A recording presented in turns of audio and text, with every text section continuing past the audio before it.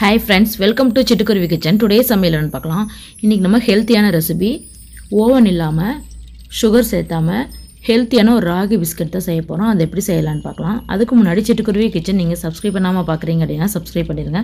பக்கத்துல இருக்க பெல் ஐகானை பிரஸ் பண்ணுங்க. அப்பதான் நாங்க போடுற வீடியோ உங்களுக்கு உடனே வரும். வாங்க எப்படி செய்யலாம்னு பார்க்கலாம். 1 டேபிள்ஸ்பூன் அளவுக்கு நெய் எடுத்துக்கறேன். 1/4 ஸ்பூன் உப்பு, 1/4 ஸ்பூன் பேக்கிங் சோடா சேர்த்துருக்கேன். 200 கிராம் அளவுக்கு நாட்டு சக்கரை அதையும் சேர்த்து நல்லா மிக்ஸ் பண்ணி விட்டுக்கலாம். சுகரும் நல்ல நெய்யும் நல்லா சேர்ந்து வர அளவுக்கு நல்லா பீட் பண்ணிக்கலாம்.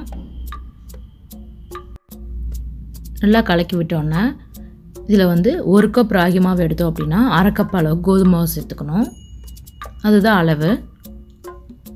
கோதுமை மாவு சேர்த்துக்கலாம். ராகி மாவு எந்த கப்பில் ராகி எடுக்கிறோமோ அதே அளவுக்கு கோதுமை மாவு எடுக்கணும். சுகர் பார்த்தீங்க அப்படின்னா ரொம்ப சுகர் தேவையில்லை, ஒரு அளவுக்கு மைல்டான சுகர் தான். எந்த கப்பில் ராகி மாவு எடுக்கிறோமோ அதே கப்பில் 1/2 கப் அளவுக்கு சுகர், அதுதாங்க அளவு.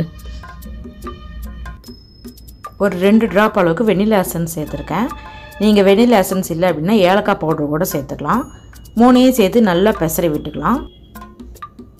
பால் எடுத்துருக்கேன். ஒரு 1/4 கப் அளவுக்கு பால், நமக்கு எவ்வளோ தேவையோ அந்த அளவுக்கு சேர்த்து பெசரி விட்டுக்கலாம். நல்லா சப்பாத்தி மாவு வர அளவுக்கு நல்லா பெசரி எடுத்துக்கணும். உருட்டுனா இந்த அளவுக்கு உருண்டு வரணும். இதுதான் பதம். நல்லா பெசரி விட்டுட்டு மாவு அப்படியே ஒரு 10 நிமிஷம் போல் அப்படியே இருக்கட்டும். ஒரு பிளேட், நம்ம எந்த பிளேட்டில் நம்ம பேக் பண்ண போகிறோமோ அந்த பிளேட் எடுத்து கொஞ்சமாக கோதுமை மாவு சேர்த்துக்கலாம். அதோட நெய் சும்மா ஒரு பிஞ்ச் அளவுக்கு நெய் சேர்த்து நல்லா தேய்ச்சி விட்டுக்கலாம். இது அப்படியே இருக்கட்டும். இப்போ இதில் மாவு நமக்கு எந்த அளவுக்கு பிஸ்கட் சைஸ் வேணுமோ சின்னதாக ஒரு பூரிக்கு போடுறவங்க அந்த அளவுக்கு எடுத்து நல்லா அழுத்தி விட்டுக்கலாம். இப்போ ஒரு ஃபோக் ஸ்பூன் எடுத்து அதில் டிசைன் பண்ணிக்கலாம். உங்களுக்கு எந்த மாதிரி டிசைன் தேவையோ அந்த மாதிரி பண்ணிக்கலாம். நல்லா கெட்டியாக இருக்க வடைச்சட்டி எடுத்துக்கிறேன். நான் இரும்பு சட்டி எடுத்துருக்கேன். அதுக்குள்ளே ஒரு ஸ்டாண்டு மாதிரி வச்சுக்கலாம். ஸ்டாண்ட் வச்சுட்டு அது மேலே பிளேட்டை வச்சுட்டு இப்போ நம்ம பிஸ்கட் ரெடி பண்ணியிருக்கோங்க அதை அப்படியே அது மேலே வச்சுக்கலாம்.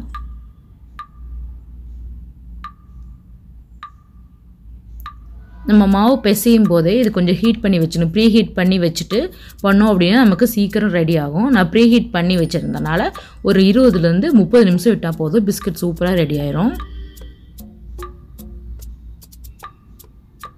நம்ம ப்ரீ ஹீட் பண்ணால் விட்டுட்டோம் அப்படின்னா 40 நிமிஷம் வரைக்கும் வைக்க வேண்டி வரும்.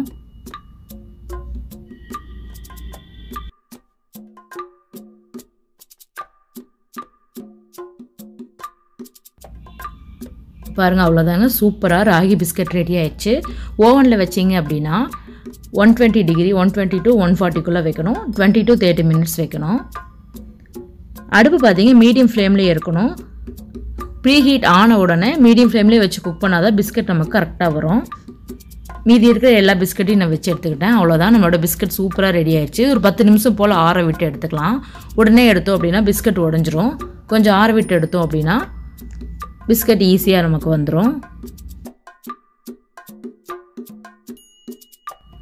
உடனே சூடோடு எடுத்து பார்த்தோம் அப்படின்னா பிஸ்கட் மதக்கன் இருக்க மாதிரி தான் இருக்கும். ஆறின ஒன்று எடுத்து பார்த்தோம் அப்படின்னா பிஸ்கட் நல்லா கிறிஸ்பியாக இருக்கும். அவ்வளோதாங்க, ராகி பிஸ்கட் வீட்லேயே ரொம்ப ஈஸியாக செஞ்சுக்கலாம். பிஸ்கட் நல்லா ஆறினோடனே ஒரு ஏர்டைட் கண்டெய்னரில் மாற்றி வச்சிட்டோம் அப்படின்னா 10 days வரைக்கும் வச்சு சாப்பிட்லாம், ஒன்றும் ஆகாது. பிஸ்கட் சூப்பராக இருக்கும். நீங்கள் நான் நெய் சேர்த்துருக்கேன். நெய்க்கு பதிலாக பட்டர் தேவையாக இருந்தால் கூட நீங்கள் சேர்த்துக்கலாம்.